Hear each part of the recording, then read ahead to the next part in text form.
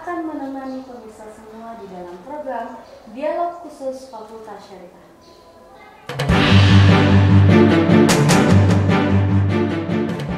Nah, ini merupakan episode pertama Dialog Khusus Fakultas Syariah yang insya Allah akan kita teruskan ke depannya.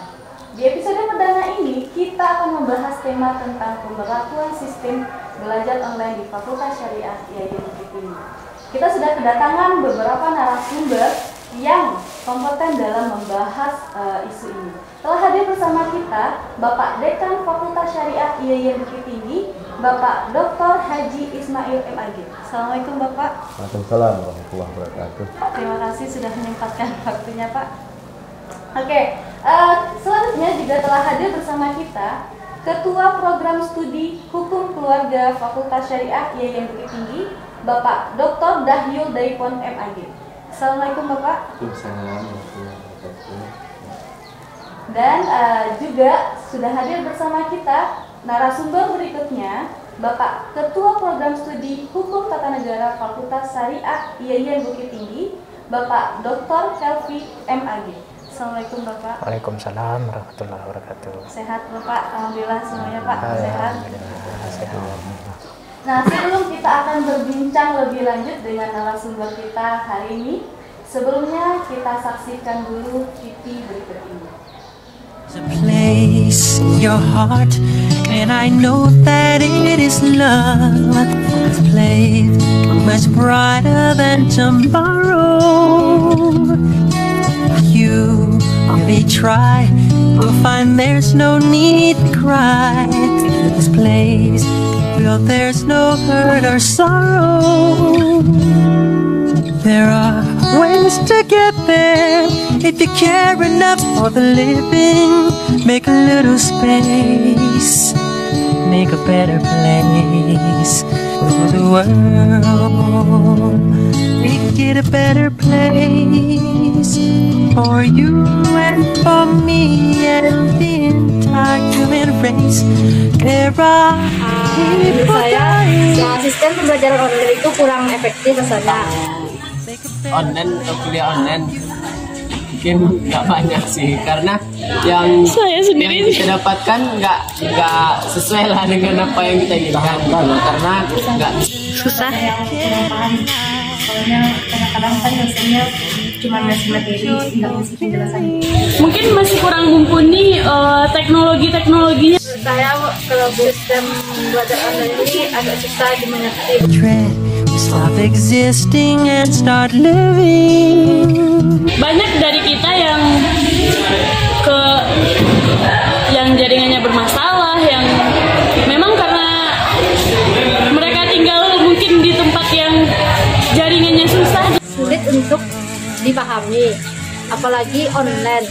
Ditambah lagi jaringan yang sulit, ditambah lagi paket datanya yang sulit juga. Kalau masalah jaringan, HP jadi susah. nggak bisa langsung berhadapan, nggak bisa langsung kita lakukan dengan dosennya gitu. Jadi ilmu yang kita dapat dari sebelumnya sih. Saya ribet karena jaringan kan tidak semua tempat itu harus lancar. Jadi dan dari sistem pengumpulan tugas pun dibatasi. Grace. Then why do we keep strangling life on this earth crucified? Cuma diberi tugas.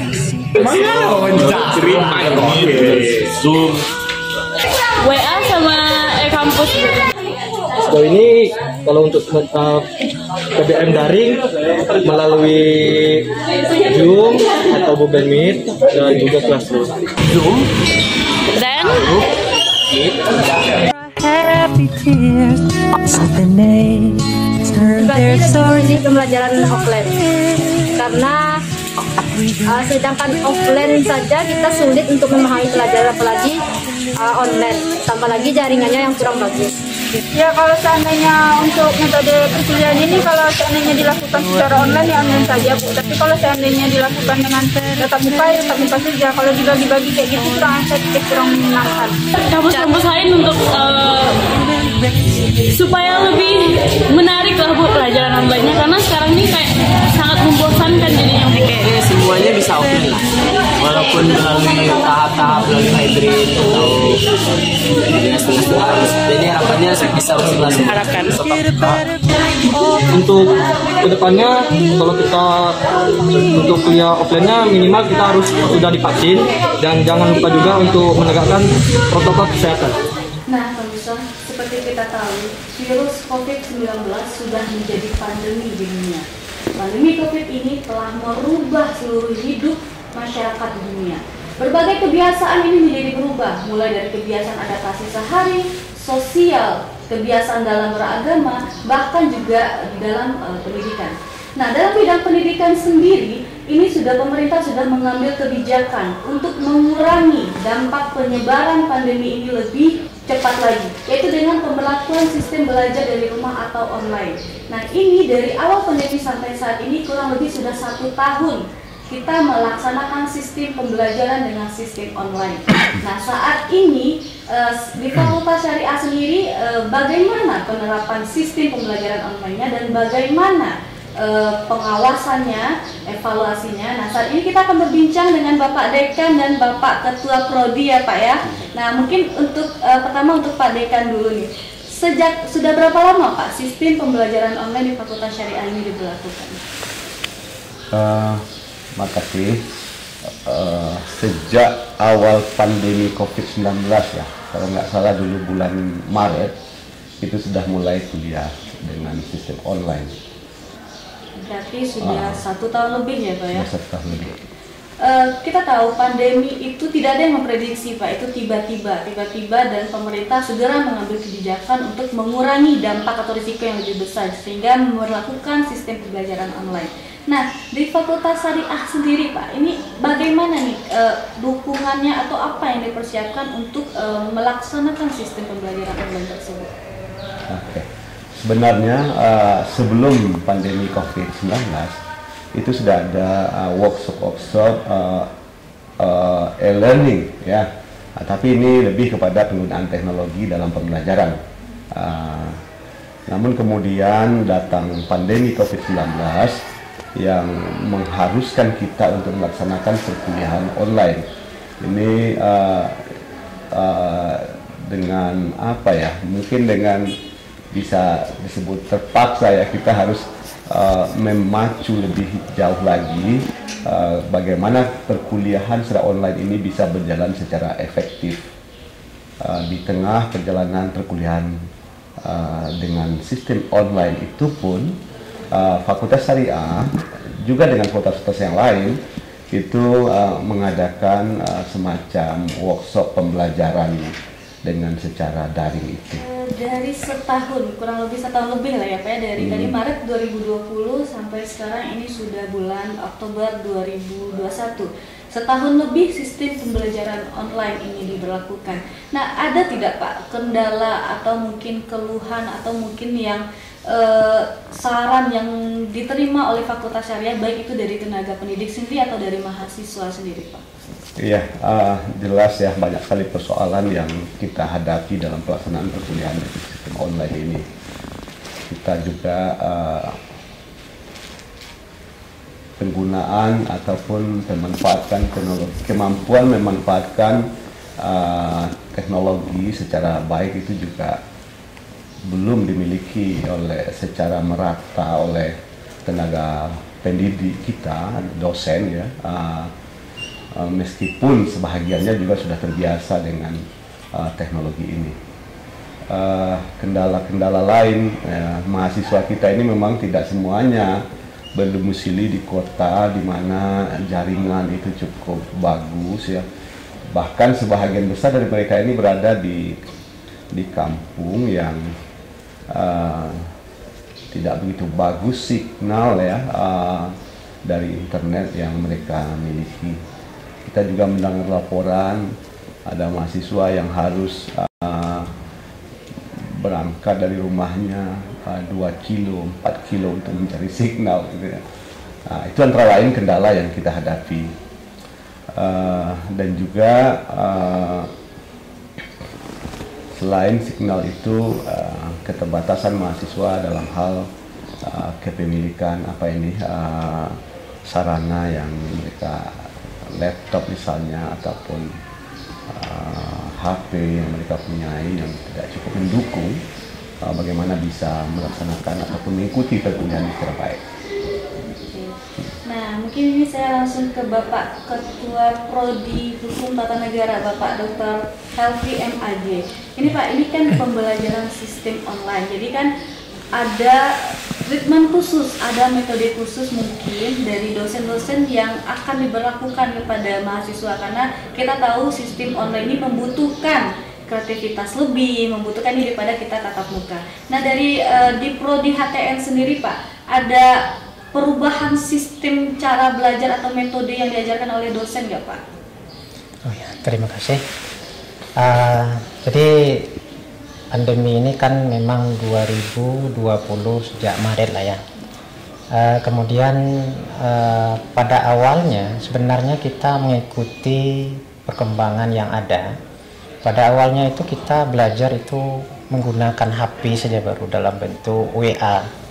Tapi kemudian ini terus berjalan sampai kemudian berlanjut kepada Zoom, kemudian juga berlanjut kepada Google Meet dan seterusnya, sampai kemudian proses pembelajaran itu rupanya terus bergerak maju, sehingga sebagian dosen-dosen itu juga membuat perangkat, seperti dia juga membuat video yang kemudian di-share kepada mahasiswa.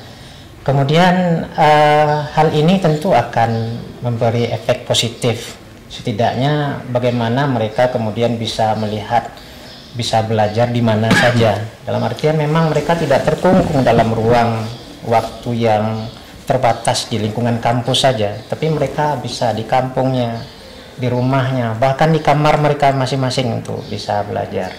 Jadi satu sisi ini plus yang memang mau tidak mau itu merubah seluruh polarisasi pendidikan yang kita miliki. Kemudian kalau dari segi apa yang dilakukan dosen, ini kelihatannya juga terus maju ini, dalam artian bahwa adaptasi terkait dengan teknologi ini terus bergerak maju. Jadi semuanya dilakukan untuk terus memacu agar materi inti dari sebuah pembelajaran itu sampai kepada mahasiswa. Nah, kepada Bapak Dr. Dahyul Daikon ya, ke Prodi Hukum Keluarga. Ini kan kalau hukum keluarga Pak, nantinya lebih banyak prakteknya ini ya Pak ya, lebih ke masyarakatnya atau bagaimana. Nah, untuk sistem pembelajaran online ini sendiri Pak, ada perubahan atau ada trik khusus nggak Pak di Prodi Hukum Keluarga ini sendiri Pak? Baik, makasih Bu. Assalamualaikum warahmatullahi wabarakatuh. Terkait dengan hukum keluarga, barangkali sama dengan apa yang disampaikan oleh Bapak Dr. Helvi tadi tentang teknis pembelajaran yang dilakukan oleh para dosen dengan mahasiswanya. Ya, misalnya tadi dengan memakai WA yang pertamanya, nah kemudian mereka juga mengikuti perkembangan metode pembelajaran dengan cara Zoom, Google Meet, ya, dan Google Drive, ya, dalam hal mengumpulkan tugas-tugas mereka, gitu ya, tugas mereka.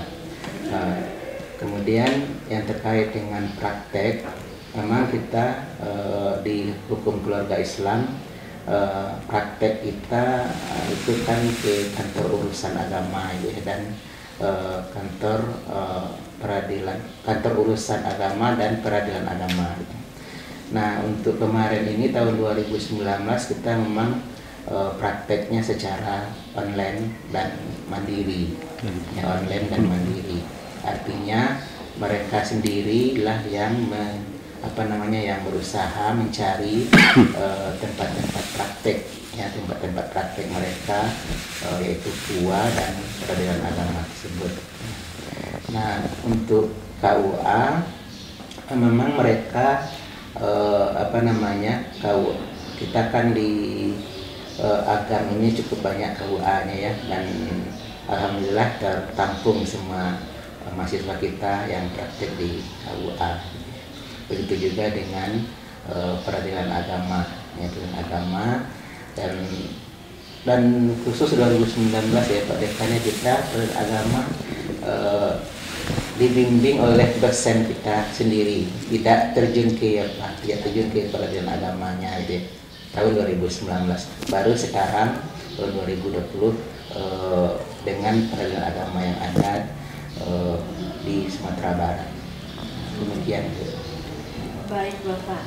Nah ini kita tahu, kita sudah membuat sistem sebagus mungkin, media sebagus mungkin. Nah di pelaksanaannya, pengawasannya Pak, karena kita tahu mahasiswa sekarang itu pintar-pintar nih Bapak, pintar-pintar. Kadang-kadang mereka kuliah tapi entah mendengar atau tidak kan kita tidak tahu. Nah sistem pengawasan ada tidak Pak, pengawasan dari baik dari fakultas atau dari dosen sendiri Pak untuk evaluasi mahasiswa ini Pak? Ada tidak? Terima kasih. Evaluasi atas pelaksanaan pembelajaran di Fakultas Syariah ini dilakukan pada setiap semester. Ini memang kita masih mengandalkan laporan dari dosen yang melaksanakan pembelajaran itu. Tapi sejauh ini apa yang berlaku ini, apa yang dilaksanakan oleh dosen-dosen itu cukup baik ya. Misalnya laporan tentang kehadiran mahasiswa, lalu kemudian pelaksanaan ujian tengah semester, lalu ujian akhir semester, itu kan semuanya dilaporkan. Dan untuk program studi ini ada audit juga yang dilakukan oleh institut melalui LPM ya, itu ada audit mutu internal ya. Ini selalu dilakukan pada setiap semester dan ada tindak lanjutnya juga dari hasil audit itu.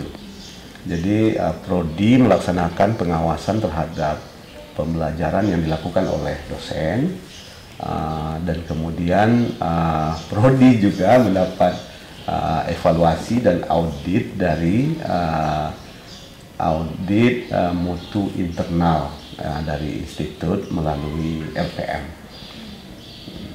Nanti pengawasannya banyak pihak yang mengawasi, selain dari dosen sendiri ada lembaga khusus juga yang untuk mengawasi semuanya, baik sistem pembelajaran, kinerja dosen ataupun sistem yang saat ini sedang berlangsung ini ya. Iya, dan kemudian evaluasi juga diberikan oleh mahasiswa. Ya, mahasiswa setiap akhir semester itu kan belum bisa mengambil mata kuliah baru pada semester berikutnya.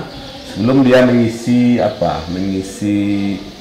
kuesioner ya, apa istilahnya itu Pak Elvi, kuesioner ya.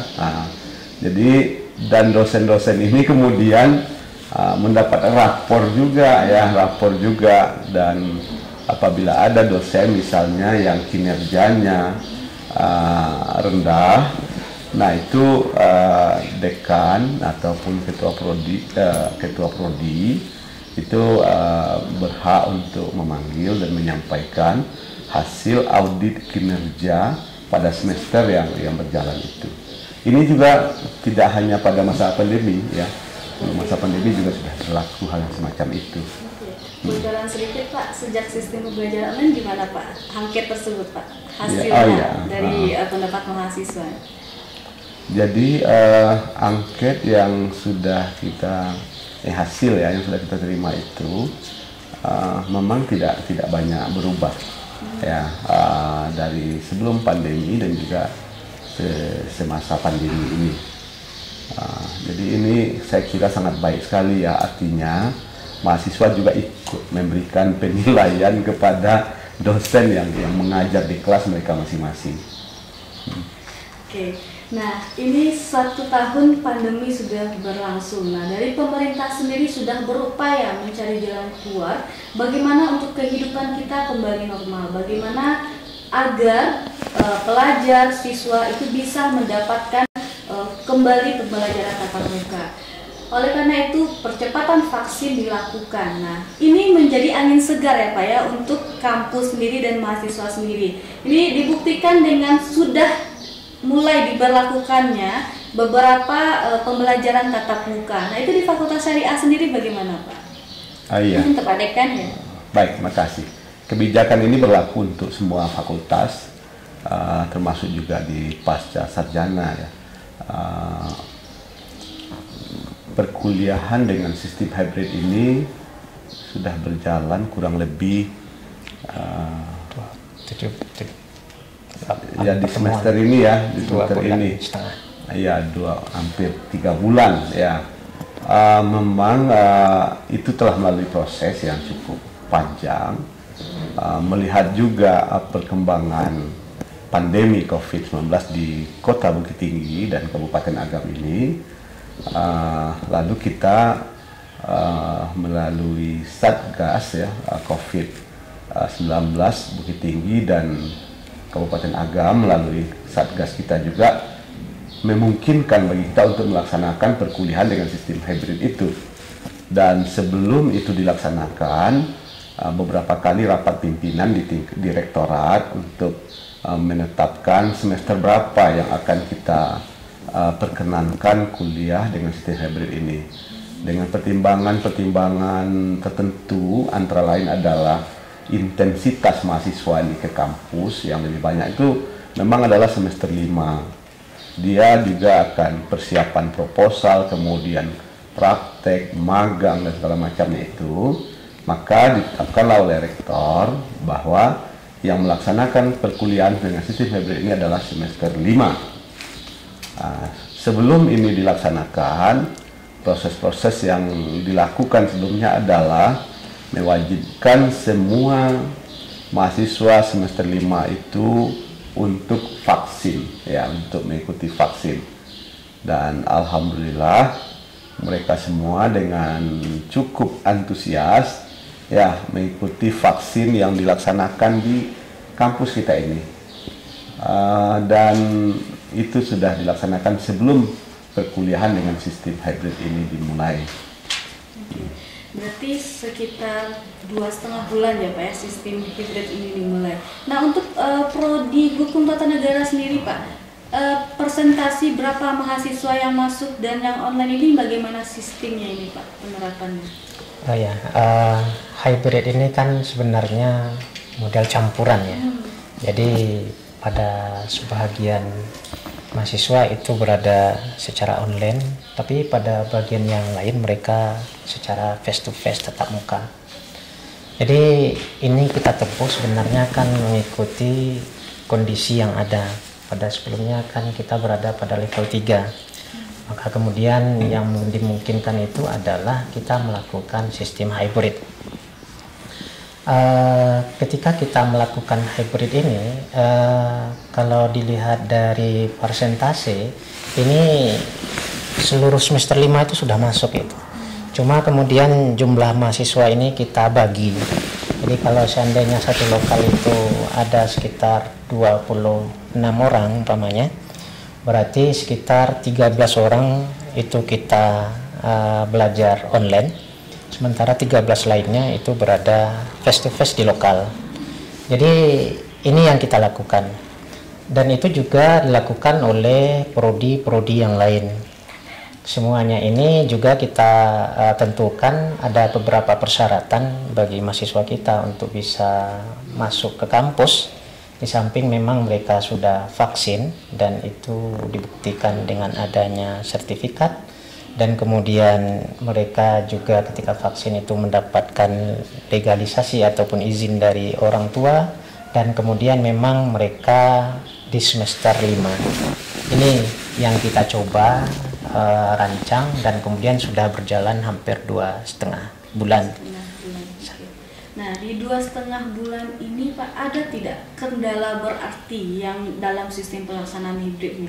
Mungkin entah mahasiswa memang atau sinyalnya atau jaringan yang susah, atau mungkin mahasiswa yang mengeluhkan harus datang ke kampus dan harus membeli paket juga nih Pak. Ada beberapa komentar dari mahasiswa seperti itu. Nah, itu bagaimana? Mungkin saya ke Pak Dahil dari PON ya Pak ya. Ya. Nah, ini bagaimana Pak di Prodi Hukum Keluarga sendiri ya Pak? Ya, berarti kendala ya Bu ya. Iya. Kendala-kendala yang dialami oleh mahasiswa kita selama pembelajaran hybrid gitu ya. Khusus di Prodi Hukum Keluarga gitu. Dan saya sendiri memang masuk di mata kuliah fikih munakahat gitu kan, fikih munakahat. Memang ada beberapa kendala yang baik dari dosen sendiri maupun dari mahasiswa sendiri yang mereka temui di lapangan gitu ya. Yang pertama tentunya fasilitas misalnya kan dosen itu offline satu sisi dan satu sisi online gitu ya. Nah, fasilitas yang saya maksud adalah media apa yang akan digunakan dalam sistem hybrid ini gitu ya. Misalnya yang umum kita kan laptop atau HP gitu ya. Nah, satu sisi dalam menerangkan itu ya, dalam menerangkan pembelajaran kepada mahasiswa, satu sisi kita fokus ke mahasiswa yang offline dan satu sisi lagi memperhatikan juga mahasiswa-mahasiswa yang online gitu ya. Nah, ketika menerangkan pembelajaran itu kan artinya fokus kita sudah terbagi ya. Fokus satu sisi dengan materi, satu sisi lagi dengan metode penyampaian materi ya. Nah, belum lagi memang tadi sudah dikatakan juga sinyal-sinyal mereka yang yang putus nyambung ya, sehingga semua informasi, semua pembelajaran itu tidak full mereka dapatkan gitu ya. Nah, itu sering ditemui di lokal-lokal gitu ya. Nah, di lokal-lokal. Nah, di samping lagi memang ada beberapa ruangan kita yang fasilitas internet ya, termasuk kemarin itu ketika kita ada juga tes CPNS gitu kan. Nah, itu fasilitas internet kita sudah terbagi sudah down. Nah, akhirnya ada juga dosen-dosen yang memakai pulsa sendiri gitu ya, sendiri atau mahasiswa seperti itu juga. Itu pengamatan saya terkait dengan pembelajaran. Nah, ini kan tentang belajar tadi Pak. Nah, kita di Fakultas Syariah pasti akan nanti ada UTS-nya, UAS-nya. Nah, untuk ujian sendiri bagaimana? Apakah akan tetap melakukan sistem setengah tatap muka atau setengah online atau bagaimana? Karena kalau misalnya kita lakukan yang setengah tatap muka, tentu yang bagi online di rumah dia bebas nih bisa melihat Google atau apa. Nah, ini bagaimana penerapannya untuk ujian sendiri? Oke, ke Pak Dekan, Pak Dr. Ismail. Iya, dalam ujian ya UTS ini memang bervariasi juga dosen yang melaksanakannya. Ada yang melaksanakannya secara lisan ya, tapi saya sendiri ujiannya diseragamkan, artinya mereka semua dengan sistem online ya, mereka di rumah masing-masing ujian. Tinggal lagi strategi kita membuat soal ya. Saya buat soal yang kira-kira tidak bisa dilihatnya di Google ya. Itu tentu dengan cara membuat soal yang istilahnya butuh pemahaman yang baik terhadap itu, dan ya bisa berhasil menjawabnya. Memancing nalarnya. Memancing nalarnya, kalau tidak begitu kita takut tidak adil juga. Ya, sebagian diawasi, sebagian di rumah tentu tidak mungkin ya. Saya pilih kemarin itu yang ujiannya seperti itu. Kalau dulu kan itu istilahnya take home ya, take home. Jadi itu seperti take home itulah, mereka menjawabnya di rumah masing-masing. Dosen yang lain saya perhatikan melaksanakan ujian itu secara lisan ya, dan juga dengan cara online. Berarti untuk sistem pembelajaran maupun ujian ini istilahnya masing-masing dosen mempunyai strategi sendiri, mempunyai medianya sendiri. Karena juga beberapa saya lihat dosen-dosen Fakultas Syariah ini sudah sangat melek teknologi, bahkan sudah ada yang menggunakan YouTube teknologi sebagai media pembelajarannya Pak. Ada beberapa dosen yang memang aktif di YouTube, media sosial atau teknologi dalam menyampaikan materi-materinya.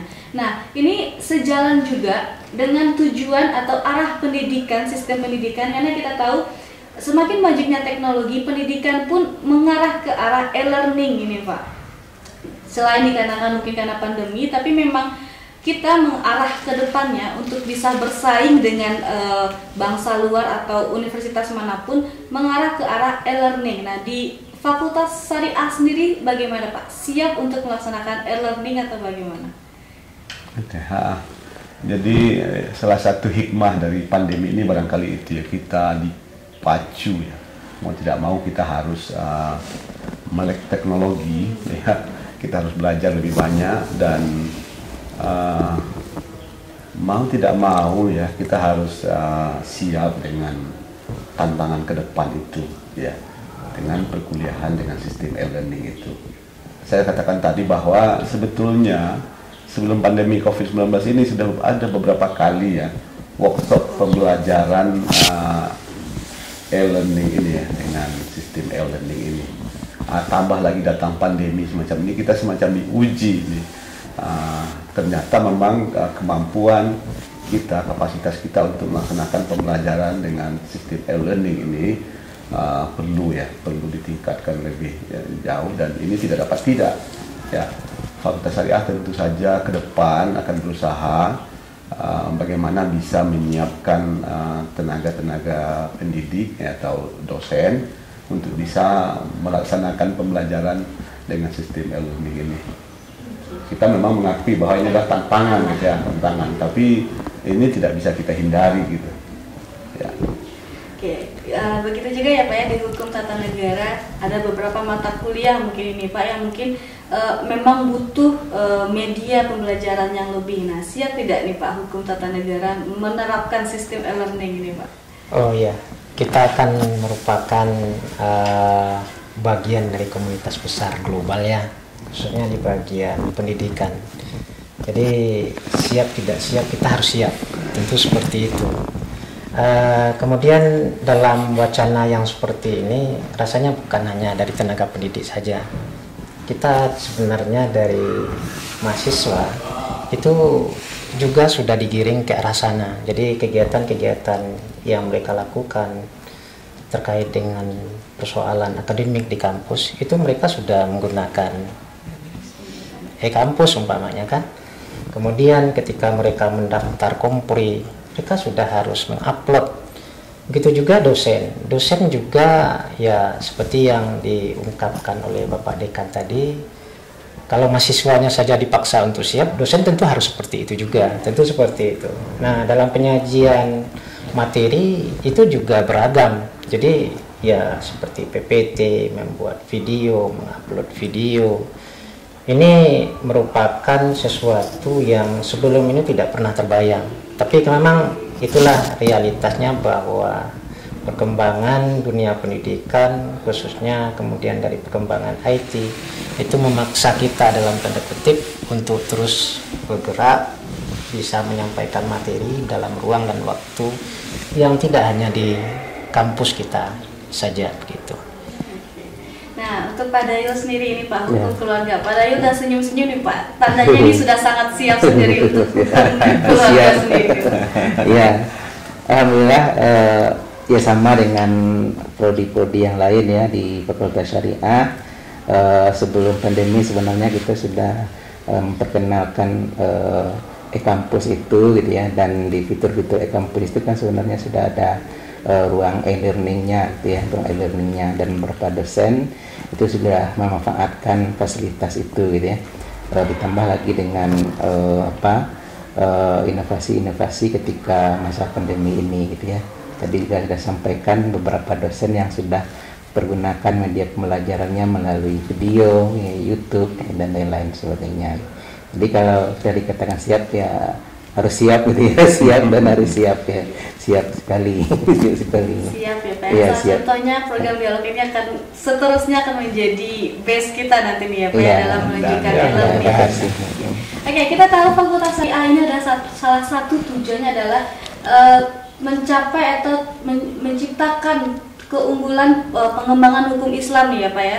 Nah, kedepannya harapan strategi apa yang akan dilakukan Fakultas Syariah dalam pengembangan hukum Islam ini Pak?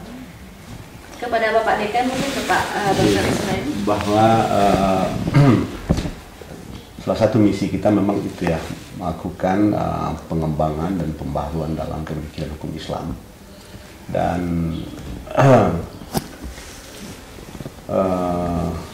kompetensi ya lulusan kita ini kan pada umumnya yang kompetensi utamanya kan adalah jadi hakim di pengadilan agama, dan itu memang kita persiapkan terutama dalam beracara agama ini. Sekarang kan sudah memakai elektronik juga ya, memasukkan perkara, kemudian bahkan berperkara sendiri, beracara sendiri itu sudah melalui media online itu. Nah, jadi mahasiswa memang disiapkan tidak hanya wawasan keilmuannya, juga keterampilannya dalam menggunakan teknologi ini. Ya, insya Allah ke depan kita akan tetap komit untuk mempersiapkan itu, sehingga alumni kita ini betul-betul bisa dia ketika masuk ke dunia nyata sebagai hakim di pengadilan agama, mereka bisa memanfaatkan ilmu dan wawasan yang sudah, keterampilan juga yang sudah mereka miliki selama kuliah di Fakultas Syariah ini. Oke, dengan kata lain, mau pandemi tidak pandemi, mau hibrid tidak pandemi, atau hibrid tidak hibrid, Fakultas Syariah siap menjadi yang terkemuka dalam melaksanakan sistem pembelajaran e-learning dan dalam pemanfaatan teknologi, gitu ya Pak ya. Oke, terakhir nih Pak, mungkin ada yang mau disampaikan baik terhadap dosen atau terhadap sistem pembelajaran sendiri kepada Pak Dekan dulu ini mungkin? Ya, kepada dosen terutama ya, kita memang pandemi COVID-19 ini menuntut kita untuk melek teknologi yang menguasai sistem pembelajaran e-learning itu dengan baik. Fakultas Syariah menyiapkan sarana, fasilitas dan juga workshop-workshop untuk pembekalan bagi tenaga pendidik ataupun dosen untuk bisa melaksanakan perkuliahan secara baik. Dan kemudian juga kepada mahasiswa kami teruslah giat belajar, dan memanfaatkan teknologi secara baik untuk bisa mengikuti perkuliahan, menambah ilmu dan wawasan secara baik. Dan tampaknya memang kepada semua pihak ini ya, tidak hanya dosen dan mahasiswa, kemudian tenaga kependidikan dan juga orang tua dari mahasiswa ini juga harus mensupport bagaimana putra-putri mereka bisa mengikuti perkuliahan dan perkembangan yang terjadi pada saat ini secara baik. Itu saja barangkali. Nah, kepada Bapak Kapolri HTN mungkin ada yang menyampaikan, Bapak Dr. Elvi. Oh ya, terima kasih. Sebenarnya kalau kita lihat dari perkembangan model belajar kita, sebenarnya kita juga dipaksa untuk membangun paradigma baru ya, terkait dengan persoalan metode pembelajaran. Jadi yang sebelum ini berorientasi tekstual, sekarang tentu tidak seperti itu lagi, bahwa sumber belajar mahasiswa kita tentu sudah di mana-mana, dan ini memang perlu kita akomodir. Kemudian terkait dengan persoalan membangun kerjasama, kita lakukan juga itu agar kemudian mahasiswa kita juga memiliki pengalaman belajar sendiri di mitra-mitra yang kita miliki.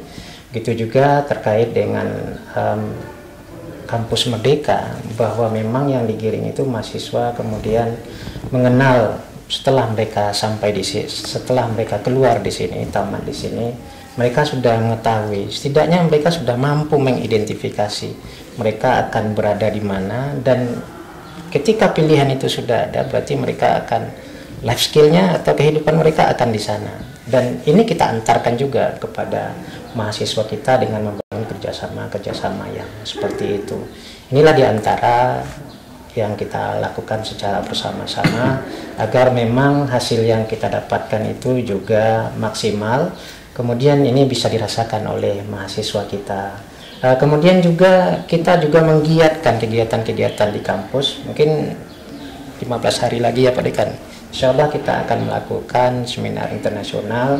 Kemudian ini juga nanti ada namanya SKPI, jadi surat pendamping ijazah bagi mahasiswa kita, bahwa mereka nanti akan mendapatkan suatu pengakuan dari kegiatan-kegiatan yang sudah mereka lakukan, dan itu bisa dijadikan dasar mereka untuk mencari aktivitas setelah mereka keluar dan berada di tengah-tengah masyarakat. Itu diantaranya. Bisa menjadi salah satu sertifikat atau keahliannya di dalam nanti kurikulum vitae-nya gitu ya Pak. Iya. Oke, terakhir kepada Bapak Dahyul nih Pak, untuk hukum keluarga sendiri Pak, bagaimana nih Pak? Ada yang mau disampaikan? Ya baik Bu, terima kasih Bu. Ya tentu kepada mahasiswa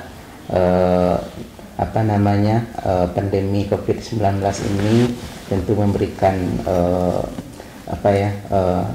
memberikan dua sisi ekstrim juga lah kepada mahasiswa ya. Boleh dikatakan ada yang positifnya, ada yang negatifnya gitu ya. Yang positifnya tentu kita maksimalkan itu ya, terutama tadi sumber-sumber pembelajaran itu akan lebih beragam lagi ya, dan mudah-mudahan ini kesempatan ini bisa mahasiswa manfaatkan gitu ya, dan tentunya mahasiswa apalagi menghadapi zaman istilah orang sekarang ke 4.0 itu ya, 4.0 itu kita harus melek teknologi, mengikuti perkembangan itu ya, dan tentu tidak boleh pasrah dengan kondisi itu gitu ya. Barangkali demikian. Oke, menarik sekali. Nah, bisa jadi Fakultas Syariah telah menyatakan komitmennya, kesanggupannya, tidak hanya karena pandemi, tapi memang keinginan dan cita-cita Fakultas Syariah adalah unggul dan menghasilkan lulusan yang siap saing dan siap terjun ke masyarakat nantinya dalam mengamalkan hukum-hukum yang sudah pelajaran yang sudah dia dapat di Fakultas Syariah. Nah, akhirnya kita sampai di penghujung acara ini Pak. Terima kasih Pak Dr. Ismail, Pak Elvi, Pak Dahyul. Nah, demikianlah dialog khusus kita hari ini. Sampai ketemu di dialog khusus berikutnya. Assalamualaikum warahmatullahi wabarakatuh. Waalaikumsalam warahmatullahi wabarakatuh.